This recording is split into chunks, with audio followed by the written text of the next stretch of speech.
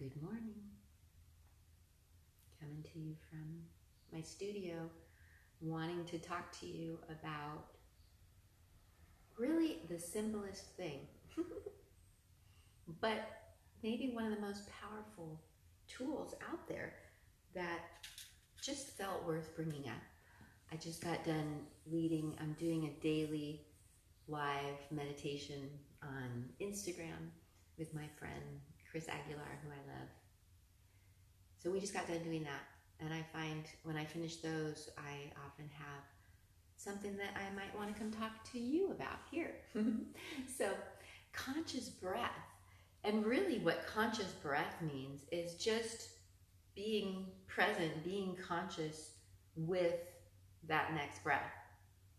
So just this idea of paying attention to the next time you take a breath in the middle of whatever you're doing, whether you're changing a diaper, whether you're unloading groceries, whether you're in the car, whether you're taking a walk, whether you're in a conversation, whether you're working on something, to just bring our attention to the breath, just the next breath, and to take a little bit more conscious breath, meaning you're paying attention to it more, right? And then also maybe aiming to let it be a little bit more of a full breath. A lot of us notice, and this is the thing that my friend Chris brought up, is that as we're talking more about just noticing our breath and aiming to breathe a little bit more slowly, a little bit more fully, doing things like breathing into our bellies more, doing things like taking longer exhales, that he was noticing whenever we bring up breath and he takes a notice, he's like, gosh, I'm not doing that at all. And I said, I feel the same way. And I've been teaching yoga for 20 years and talking about breath for 20 years. But it's one of those things that, especially in today's culture, I feel like, and the pace that so many of us have been in, and the way that we've been responding to life even, and the way that we are so connected to each other, so we're always feeling each other's energy. For lots of reasons, a lot of us are walking around barely breathing. A lot of us very tense, very tight, right? Things with posture definitely play a role with how we're able to breathe, and that's part of why we use some of the exercises in things like yoga, is to help the posture so that we can breathe more fully. But I tell you, it still never gets old to me just to be reminded, just try conscious breath. And today in our meditation, we were letting it get a little more spiritual because that just felt appropriate for the current times and energies and what my friend Chris and I are both wanting. And so in talking about connecting spiritually, I was reminding my friend Chris that so many teachers and teachings, and when I asked my friend Veronica Winsky the other day, who's a really spiritual, powerful teacher around at these times, what's your most powerful practice to reconnect? And she said, definitely conscious breathing. And when you listen to some of the other big teachers on the planet right now, or even hundreds of years ago, just the idea of conscious breath is revolutionary for a lot of us. So it sounds a little bit even, it's hard to, like see the ease sometimes, even in the title, conscious breath. And a lot of us are getting excited about breath work, which, yes, in systems of yoga and meditation, there are thousands of breath exercises that really change our energy, change our systems, are good for our health in various ways, can energize us, can relax us, can clear us, can align us.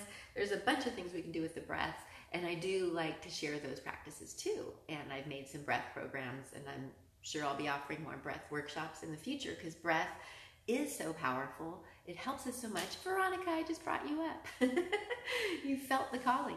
I was talking about how you said that conscious breathing was, you felt like your most powerful practice for connecting spiritually, and how someone like you, as a spiritual teacher, I would call you, on the planet at this time, sharing that. And then even teachers generations ago have talked about the power of just being with the breath. It's so actually awesome. So On one hand, it's interesting, like I saw my friend Chris doing in our meditation. It's almost easy to judge ourselves when we notice how we're actually not breathing most of the time, really like almost holding our breath or breathing in a way that's not so functional, maybe a little bit fuller inhales but really short exhales, all sorts of ways that the breath isn't getting its full use and not giving our body the full benefits, because the breath is so important and so helpful in how the body functions, right, and how the body feels. And then we have to start to even see how the breath can help us so much with things like emotions, because emotions are energy, just like everything in the body is energy. So it's amazing when we get into how we can use breath for things like how we're feeling, whether that's in the body or what it feels like emotionally. Again, it's all energy, which Veronica teaches too. And then that it can reconnect us spiritually is like, oh my gosh, over the top cool, right? Like the fact that breath, being with the breath, can be a spiritually connecting experience too, in that, first of all, just deciding to make it a spiritual practice is one step, right? Deciding that when we breathe, we're remembering to focus on whatever we feel like spirit is, and breathing that in even, and attending to that with our attention, our awareness, our focus, right? And then, but actually using it, it's so exciting, because even science would tell us it changes our physiology so much. And so many teachers now too are sharing about how changing our physiology, whether you're spiritual or not, is an amazing way to manage ourselves, right? Because it also really helps us shift the mind when we shift the body. So doing things like conscious breathing, it's such a cool tool, because it really does help us mentally, physically, and spiritually. How cool is that? All in one. Totally holistic, right? So conscious breath. And again, it doesn't have to be tricky. There's so many breath exercises, right? And it's so easy. That's what I love about it too. It's always there, like right now. And I was telling my friend Chris, I'm still in that way with myself too, though. Even though I've been talking about it and teaching about it for years, I'll still find myself, even right now, maybe because I'm talking so much, it's like, oh yeah, the breath. It's amazing. And that's why we're encouraged to bring breath practices into all sorts of movement. It's a way to make all sorts of movements a form of meditation and even yoga. Things like bringing your breath into it. But yeah, just bringing your breath into your life, into your tools with yourself. And that's where, yeah, doing some things each day, like following a meditation. I know Veronica has guided meditations she offers too, that reminds you to use your breath. And then, yeah, the idea is that then you are just remembering to use your breath more throughout the day. And the more that you can have tools, techniques, habits, rituals, right, that help you reconnect, and yes, reconnect with your breath, because it is such a tool, and just the power of a conscious breath can totally change our lives. So I love the excitement of that. And again, not to judge ourselves for how little or how maybe dysfunctionally a lot of the time we are breathing, but instead just embracing that, wow, we can always do it differently with that next breath. And that's what conscious breathing is about. It's just in the moment, as we think of it, remembering to take a more conscious breath, a slower, longer, fuller breath for the mind, the body, and the soul.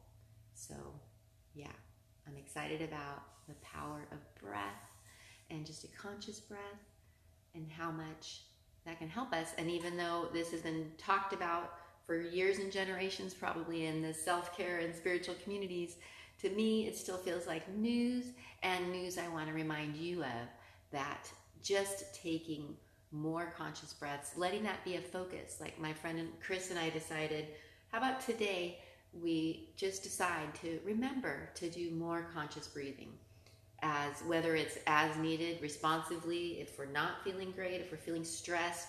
Again, that's where if you're feeling mentally stressed, physically not great, emotionally, energetically, the breath's going to help all three. And just taking a more conscious breath, which, yes, could include more slow, more full, more into the belly, letting it be more complete breath, but all the power that it brings to us with the focus, with, of course, honing our attention, but also changing our physiology with that conscious breath. So it's amazing, never gets old, and I'm still remembering to use it more too. So I hope that's helpful. Thanks so much for being here, y'all. Have a great day out there. Namaste.